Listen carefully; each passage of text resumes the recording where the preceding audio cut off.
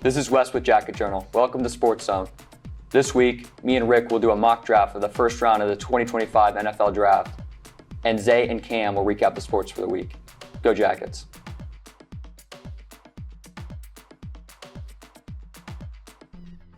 The baseball team is now 2-1 in their last 3. They had 2 great wins against Delaware Hayes Saturday and Licking Heights on Monday. They took a tough loss Wednesday at Heath, 4-3. They look to bounce back today against Lincoln Valley. They are now 7-6 and 4-4 in the LCL. The softball team moved to 13-2, 8-2 in the conference after a 17-6 victory against Heath. Keely Pollard collected 3 hits and 4 at-bats, including a home run to center field. The Jackets scored 12 runs in the 4th inning. The inning was highlighted by a 3-run home run hit by Brooklyn Neighbarger. The Jackets added 5 more runs in the 7th inning. Meredith Jones doubled, scoring 2 runs, and Pollard homered to center field, scoring 2 more runs. The Jackets tallied 16 hits in the ballgame.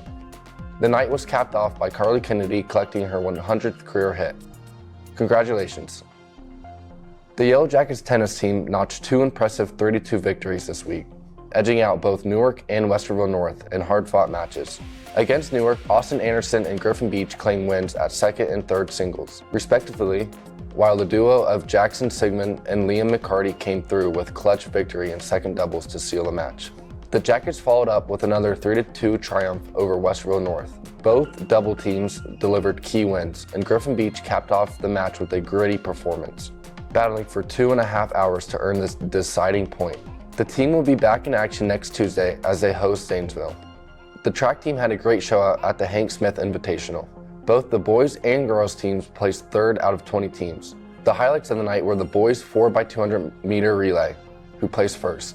Also the boys 4x400 meter relay, who placed 1st. Ben Fitzpatrick placed 1st in long jump, and the girls 4x100 placed 1st. Megan Packard also placed 1st in the 100 meter. The boys volleyball team will honor their seniors today against Bishop Watterson. Show out in sport number 4, Joey Ferguson, number 25, Nate Fraley, number 24, Hunter Thompson, number 2, Evan Comatau, number 9, Bryson Armstrong, and number 1, Isaiah Kim. Go Jackets. With the NFL Draft starting tonight, we thought it would be a good idea to do a little bit of a mock draft here. We're just going to go top 10, who we think. Starting off at number 1, we have the Tennessee Titans. Personally, I think that the Tennessee Titans need a quarterback. I think Will Levis is not, he's proven that he's really not that guy, so to speak. And I think when you have a guy like Cam Ward who has the collegiate experience, however, it was 4 years as a starter now, played incredible, nearly a Heisman Trophy winner. I think you got to take Cam Ward at 1. Quarterback is the position of need for so many teams, and the Titans, I think, fall under that category. They need a quarterback, and you don't pass up on a guy like Cam Ward. I disagree with you. I think they can make a year with Will Levis, see how he develops. I mean, he was great last year, but he's still young. But when there's a prospect like Travis Hunter, I think you have to go with him. Corner and a wide receiver. Kill 2 birds with 1 stone. They both need a wide receiver and a corner if he can be productive on the NFL level at both. Generational prospect, I think you have to go Travis Hunter at 1. Yeah, that would be an ideal situation for Browns fans. Speaking as a Browns fan, I want Cam Ward, but I don't see him falling to 2. With the Browns at 2, I do have them taking Travis Hunter, and me personally, I don't feel as though Travis Hunter can be elite on both sides of the field for a sustained, period of time. I think maybe he can have 5 good years where, he gets a little better each year. And then after that, I think we're going to see what we see with a lot of running backs where wear and tear is real, especially when you're playing 2 sides of the field in the NFL when you're getting hit by grown men. I think it's a completely different game. I don't see him lasting more than 5 years. But unfortunately, all the stuff I'm seeing, with the Browns have a lot of interest in Travis Hunter. So if indeed he does fall to 2, I think we get Travis Hunter at 2. What do you think? I really don't see Travis Hunter going past the 1st pick because he can play corner or wide receiver and specialize. So that's 2 positions, higher chance of success rate of him being a stud at one of them. True. He might not be able to play both at an extremely high level for a long time, but if he can play them both at a high level 4 to 5 years, that you're going to have an elite player in both sides of the ball. And then after that 4 to 5 year range, specialize at corner or wide receiver. I feel like that's a huge attribute to a team. Right. But at the number 2, the Browns are picking, and I have them going with Cam Ward. Mm-hmm. What do you think about that? Right. I mean, I hope you're right. I think Cam Ward, as far as the quarterbacks that are available this year, I think he's the best.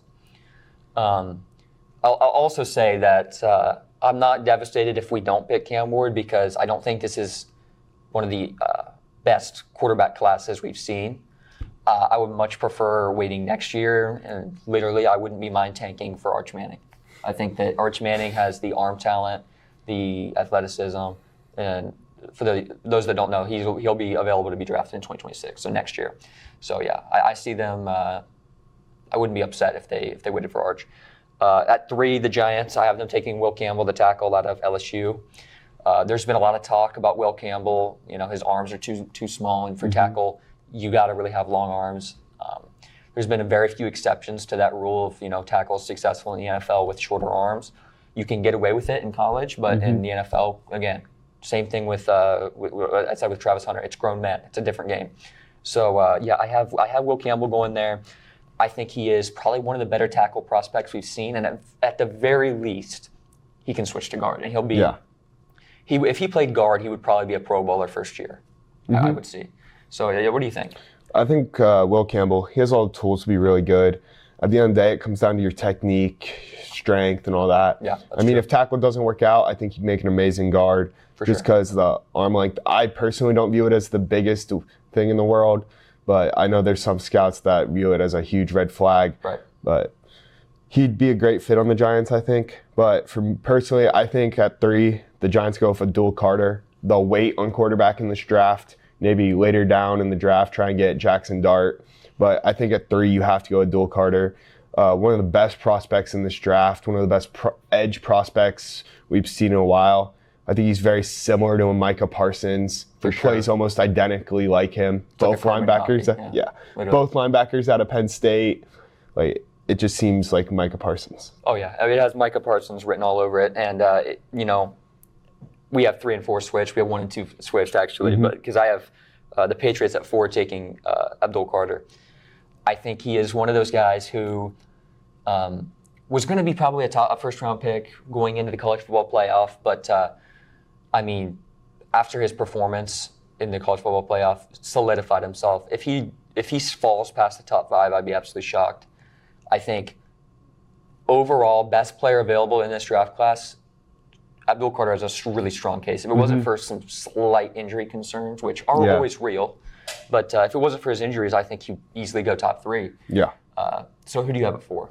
I have the Patriots taking Will Campbell. Right. I think they build the O-line, get the O-line solidified. Drake May. Protecting Drake May would be huge. They got to protect Drake May, give him time in the pocket. Yeah. So at 5, I have the Jacksonville Jaguars taking Will Johnson, cornerback out of Michigan. As much as it pains me to have a Michigan guy go this high, I think that if it weren't for injuries in this case, I think he would go a lot higher. I think I saw mock drafts last year of him going number 1 overall. The only knock on him is injuries, and he doesn't have that upper echelon speed. But, I mean, at the same time, we've seen guys play cornerback in the NFL at elite levels. I mean, Stephon Gilmore won Defensive Player of the Year however many years ago that was. I think it was 2019. He was not at elite speed at all. You can get away with not having elite speed at the cornerback position, and it's not like he's running like a 4.6. Yeah, he's probably 4.5. I think Will Johnson will be a heck of a player, and his floor at the very least is starting caliber corner. I'd see Jacksonville going with another Michigan guy, but Mason Graham. I think they shore up the D-line, pair him with Travion Walker, who they selected number 1 a couple years back. Really get that defense honed in. Mason Graham, arguably the best defensive tackle in this draft class, would have been arguably the best defensive lineman in this class if it weren't for Abdul Carter. He's just a monster. Mason Graham is, and I think he'll be really good for the Jags. And then at 6, we have the Raiders. So who do you think they get? Yeah, at 6, I think the Raiders, they just relocated to Las Vegas. They got a big stadium. I got them taking Shedeur Sanders. It's the publicity that comes with a player, like Shedeur, who, along with Travis Hunter, is probably two of the most followed guys, I think, overall in this draft class. I think Shedeur Sanders has a higher floor maybe than some of these other quarterbacks, like your Jackson Dart or, maybe even Cam Ward, just because his accuracy, I think, is at a higher level than those guys. But with Shedeur, you lose the, higher level arm strength that the guys like Dart have and the guys like Cam Ward have, obviously. So, it's a trade-off. But, I think that arm strength is one of those things that can't really be taught.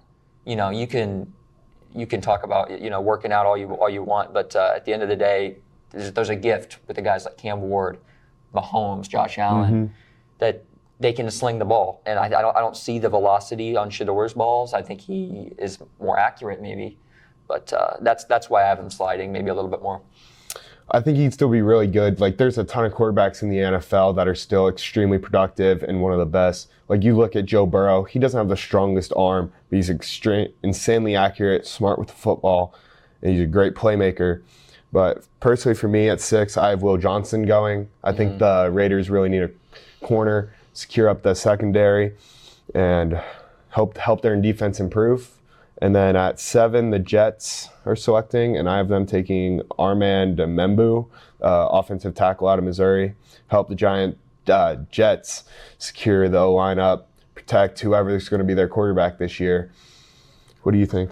I have the exact same pick, actually. I think the Jets need offensive line. They need quarterback. They need about everything. The Jets are pretty much a mess right now. I mean, last season was a huge disappointment for them. Ahmad Membu, probably best player available at this point for them. I don't think, I think he's one of the better tackle prospects we've seen. Maybe a little bit more raw than Will Campbell, who's had just a ton of experience. But I agree with you. Membu at 7 seems like it's the most likely pick here.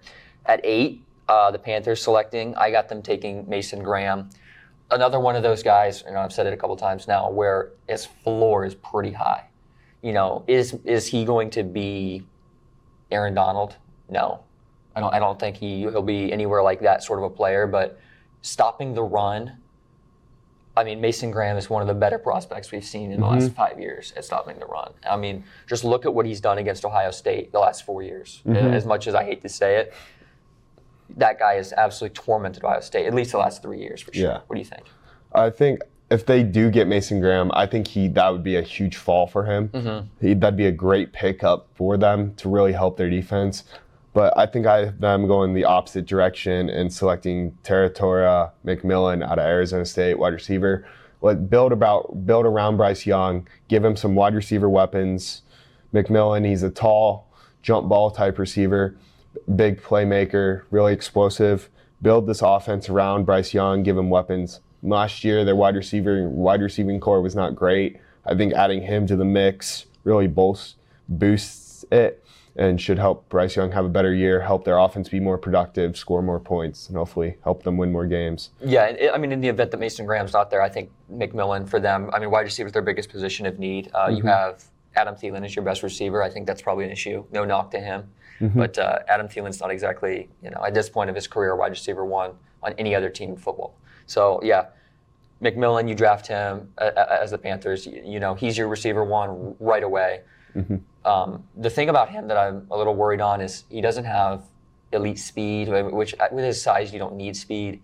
His route running, there's some questions with his separation.